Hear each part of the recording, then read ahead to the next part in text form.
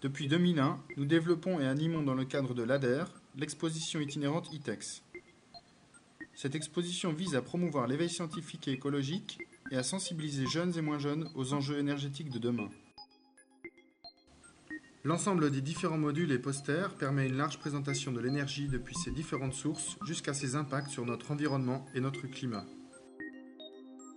À travers une visite commentée de la plateforme Multi-Énergie, les élèves ou le public découvrent quelles sont les techniques pour subvenir à nos besoins énergétiques. Depuis les moyens de production de l'énergie jusqu'à sa consommation, en passant par son transport, la notion d'efficacité énergétique est abordée sous un angle transversal.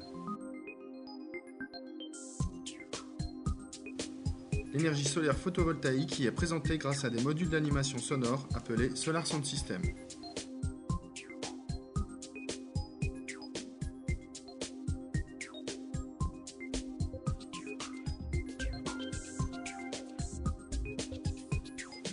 Ces modules permettent d'appréhender les différents éléments d'une installation photovoltaïque et de faire la démonstration in situ de la capacité électrique d'une installation solaire photovoltaïque aussi petite soit-elle.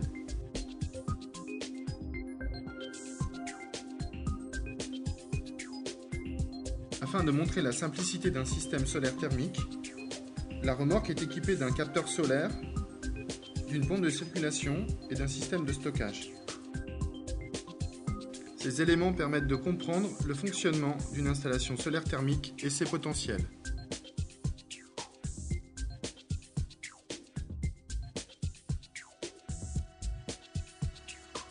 De la même manière que le capteur d'une installation solaire thermique, le four solaire utilise le fonctionnement et le principe de l'effet de serre. Tout comme l'architecture des maisons solaires passives, le four solaire dispose d'une très bonne isolation ainsi que de larges vitrages bien exposés au soleil.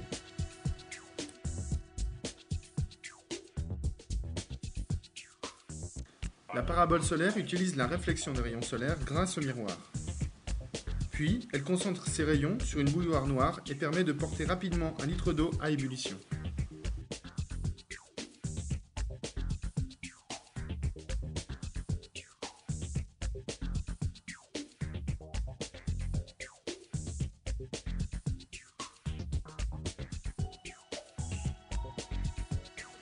L'exposition dispose de plusieurs génératrices à manivelle.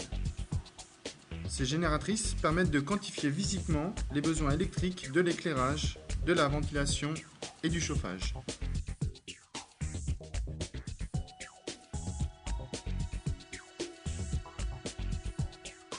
Le vélo génératrice permet d'appréhender la notion de transformation de l'énergie et de rendement. La force mécanique du pédalage se transforme en électricité, en frottement mécanique et en chaleur. Le vélo génératrice est équipé d'un système de sonorisation. Les visiteurs doivent pédaler pour produire de la musique. Cette première expérience permet d'introduire le fonctionnement des éoliennes et des centrales hydrauliques qui utilisent aussi une force mécanique pour générer de l'électricité grâce à des alternateurs.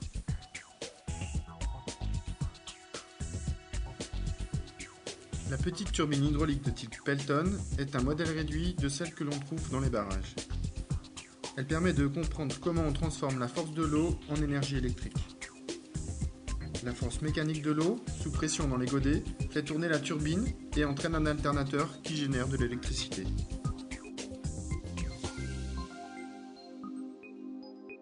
L'énergie éolienne est une forme indirecte d'énergie solaire. Les vents se créent parce que le rayonnement solaire est absorbé de façon inégale à la surface de la Terre. Ceci engendre des différences de température, de densité et de pression, provoquant les mouvements de l'air. L'exposition s'accompagne d'une trentaine de posters créés avec l'EPFL et l'Université de Lausanne. Ces posters sont téléchargeables en ligne sur notre site internet ou sous forme de CD-ROM et permettent aux professeurs un travail en amont ou en aval de la visite. Ce CD-ROM offre la possibilité d'extraire des notions et des schémas pour faire des exposés en classe.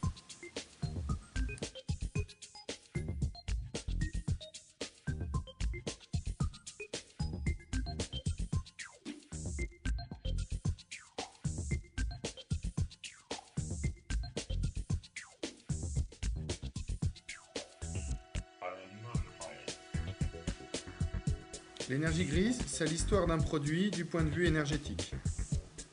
Depuis l'extraction des matières premières jusqu'à sa commercialisation en passant par sa fabrication et son stockage, tout appareil, service ou objet a nécessité de l'énergie. Cachée, cette énergie s'appelle l'énergie grise. Prolonger la durée de vie des produits et des matières permet de limiter la consommation d'énergie grise. Dans l'alimentation, consommer des produits locaux permet de limiter l'énergie grise due à leur transport et leur conservation. Chercher à savoir d'où viennent les produits, de quelle matière et comment ils ont été fabriqués, permet aussi d'économiser de l'énergie. La plupart des matériaux utilisés pour la construction de l'exposition et des modules sont des matériaux recyclés et récupérés.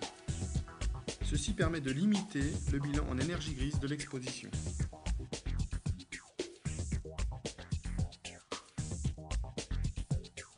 Notre démarche s'adresse aux enfants à partir de 10 ans et s'adapte en fonction de l'âge et de la capacité des visiteurs.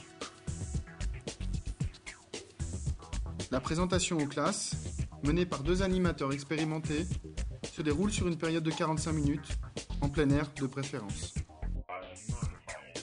Face aux transformations profondes qui accompagneront la diminution des ressources fossiles et les changements climatiques, la question énergétique est un enjeu majeur pour les années à venir. Il est essentiel d'apporter aux nouvelles générations les connaissances de base en la matière pour qu'elles puissent comprendre ce qui se cache derrière bon nombre de gestes quotidiens. Fort de la centaine de présentations déjà réalisées, nous sommes convaincus que l'outil pédagogique que nous proposons ici peut y contribuer. Nous espérons donc que nous pourrons vous faire partager notre expérience, nos connaissances et notre enthousiasme dans le domaine des questions énergétiques et des énergies renouvelables.